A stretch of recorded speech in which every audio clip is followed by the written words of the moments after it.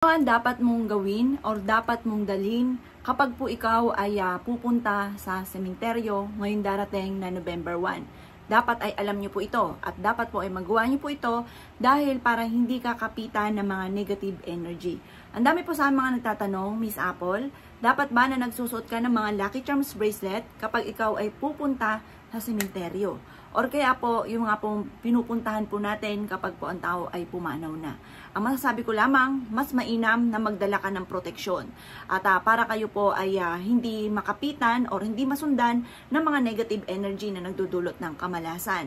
At bukod po dyan, ay pagka po nakapagdala na ng mga Lucky Charms, halimbawa ikaw ay may dala-dala papunta po dyan mga bossing, mas mainam mga bossing ko na ito ihuhubarin po ninyo.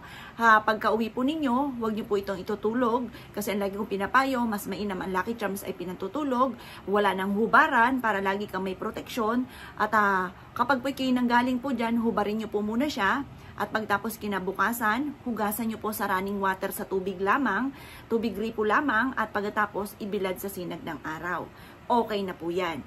Ngayon pa mga bossing, kung halimbawa meron kang Chinese incense or kaya mga singing bowl, pwede rin po na patunugin nyo po doon sa singing bowl mga bossing ko, yung inyo po Lucky Charms. Pero kung wala naman, yung sapat na po mga bossing ko, ang liwanag ng sinag ng araw na nagmula sa kalikasan, yan po ay nagtataboy na rin ng mga negative energy. Bukod po dyan mga bossing ko ay mas mainam, gawin nyo po ito. Mainam ay meron po kayong kahit isang butil ng bawang sa bulsa po ninyo kapag po kayo ay nagpunta sa sementeryo ngayon November 1. Ito pa mga bossing ko ay paiki umuwi na. Sa may kalsada pa lamang ay ilalagpak nyo na po ito pong ating bawang. At para po yung kung ano may kumapit na negative energy, binibitawan nyo na. Kaya yung mga kumapit na negative energy na hindi nyo nakikita, na yung pala may kumapit na sa inyong malas, ito po ay kapag po binitawan po ninyo, bibitaw po yan. Yan po isa sa mga sikreto. Diba sabi nga po nila, pag galing ka daw po mga bossing ko sa patay, nakipaglamay daw po kayo, yan po mga bossing ko ay dapat huwag ka munang uuwi. Magpapagpag ka muna kahit saan para po hindi ka masundan, hindi sumunod sa bahay ninyo yung mga negative or kaluluwa na kumapit po sa inyo.